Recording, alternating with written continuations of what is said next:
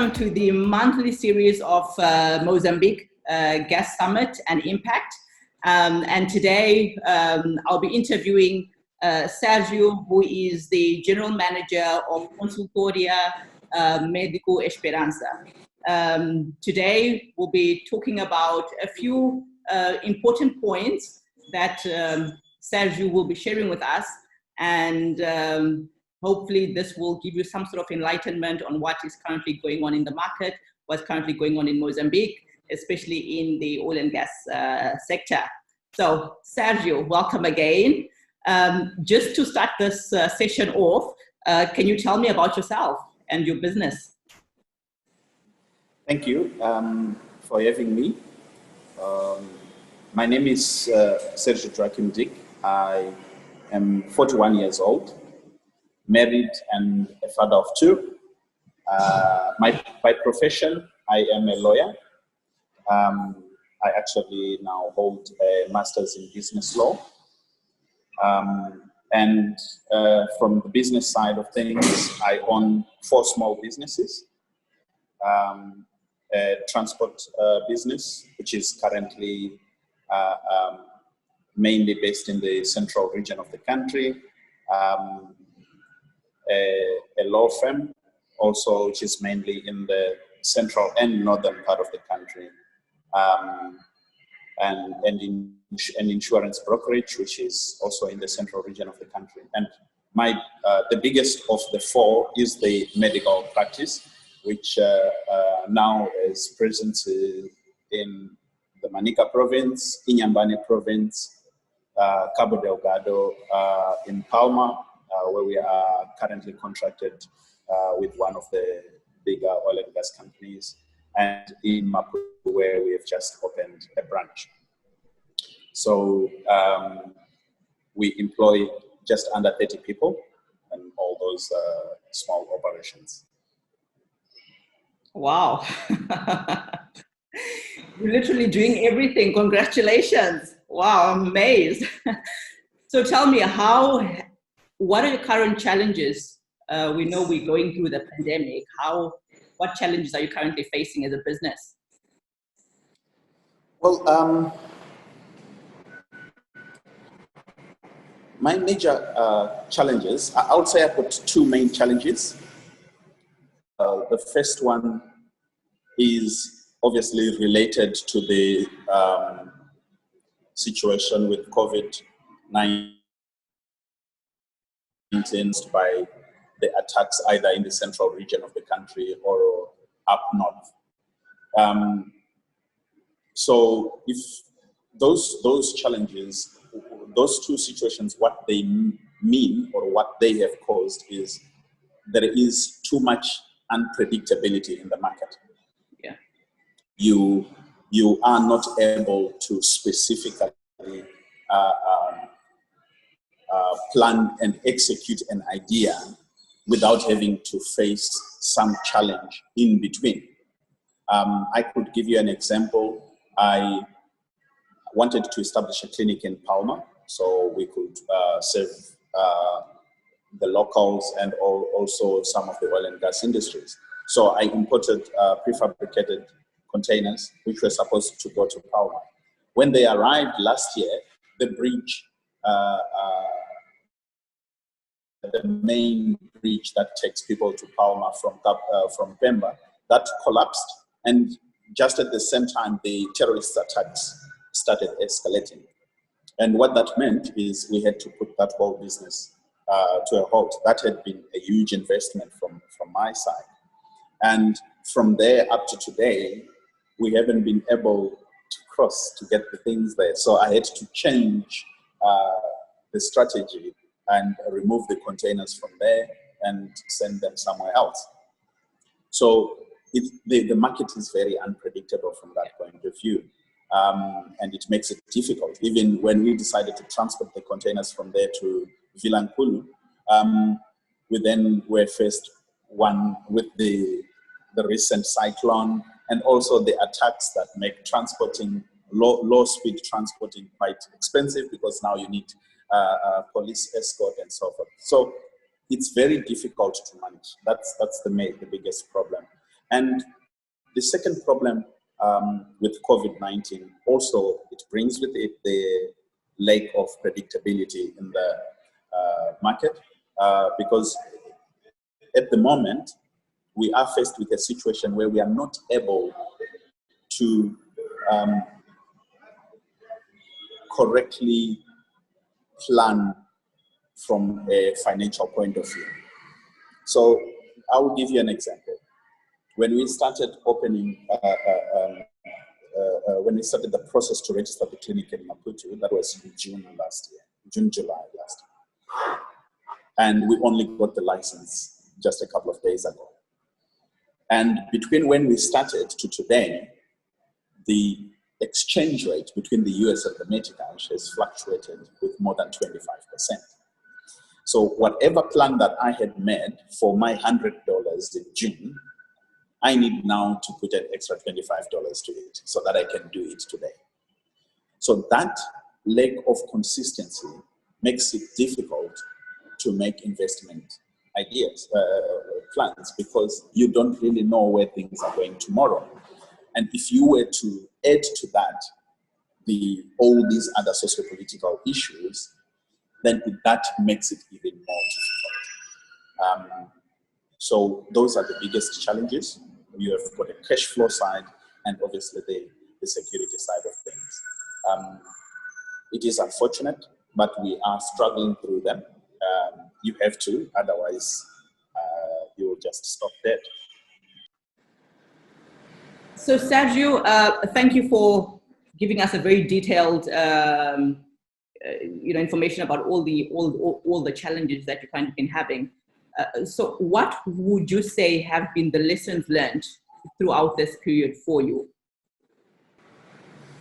Yeah, well, because COVID-19 is still ongoing, one can not saying, well, I've learned already.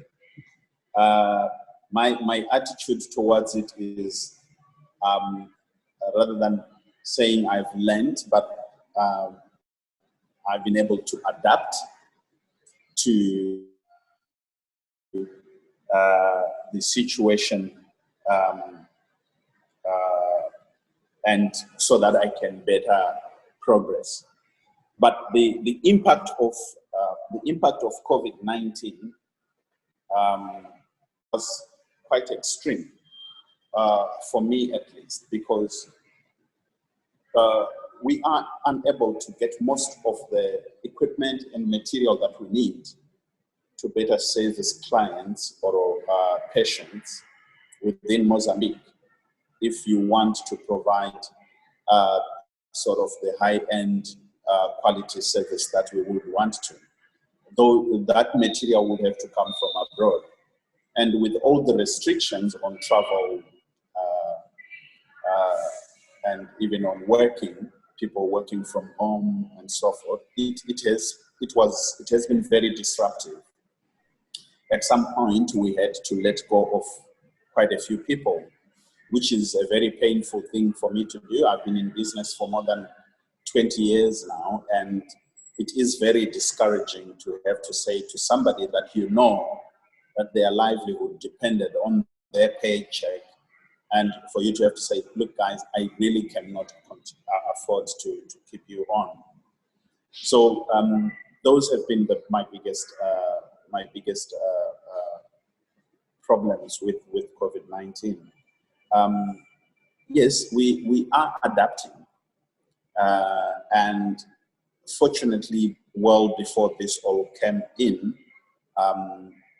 my investment strategy has been always to diversify, because then that would allow other sides of whatever the activities are to be able to support the others in the event of something like this.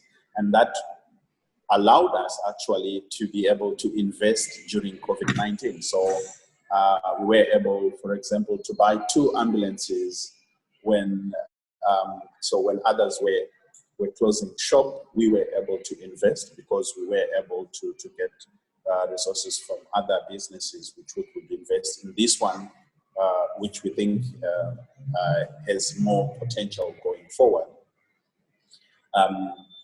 We are learning now to be more proactive in how we think. And I have trained myself now to be more considerate.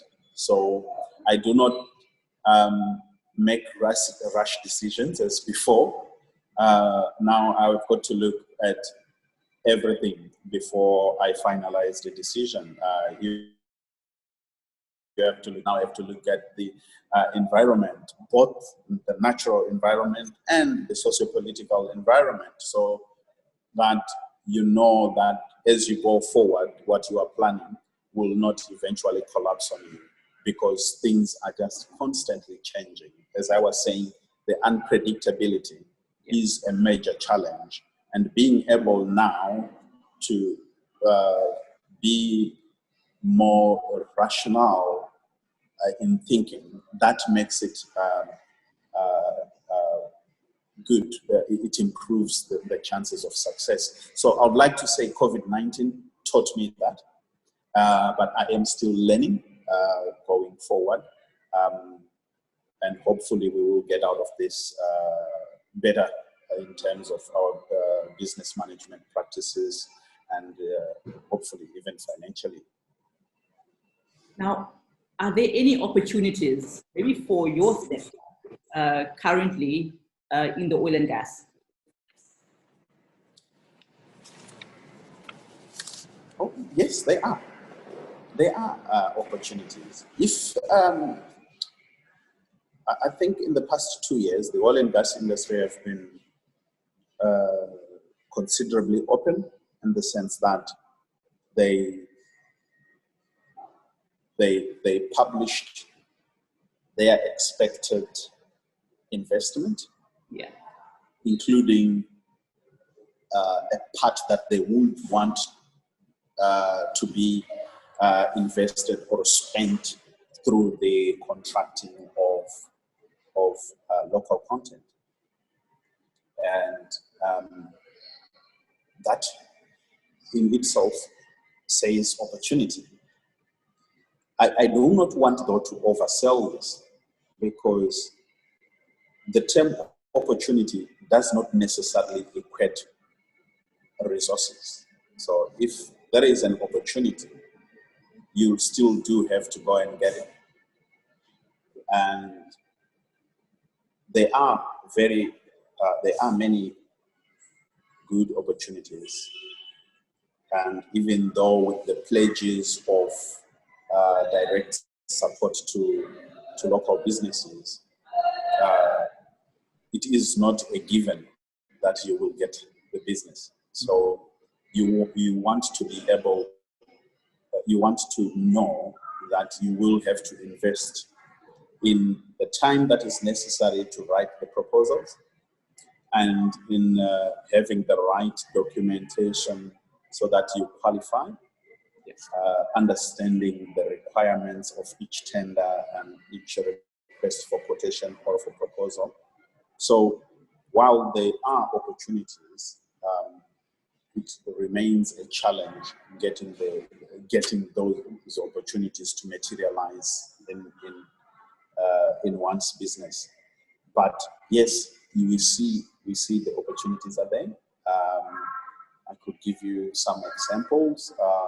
I know Sasol has already made a pledge, for example, that they are going to spend this much with local content in the following 4 years. For me, that means opportunities for me. But I need, however, to be well positioned so that I can be part of those that will provide those services. And I do hope that in future opportunities to meet with these major investors, we will be able to showcase our abilities so that we are best positioned to get some of those opportunities. What are you most looking forward to, Sérgio, at this year's Mozambique Gas Summit? Yeah, well, I have about three issues that I'm looking forward to. The first one would be with regards the local content. I would hope and expect that the discussion on local content are more substantive. The other issue would be to have substantive encounters with other businesses, especially those that would require our services, and try sort of get from them their realistic expectations so that we can correctly direct our attentions to what they expect. For example, if they say the technical proposal, it would be important if they are clear as to what they want in the technical proposal. And finally, I would like to showcase my business so that potential clients can see what we are capable of doing and how we can serve them. So that would be those will be what my most important issues that I am looking forward for this year's Gas Summit. Sergio, thank you very much. Thank you for taking your time today. I know you're on the road. I hope to see you, or we'll be seeing you at the Mozambique Gas Summit towards the end of the year. Thank you very much. Thank you very much, Anicha. Thank you for having me.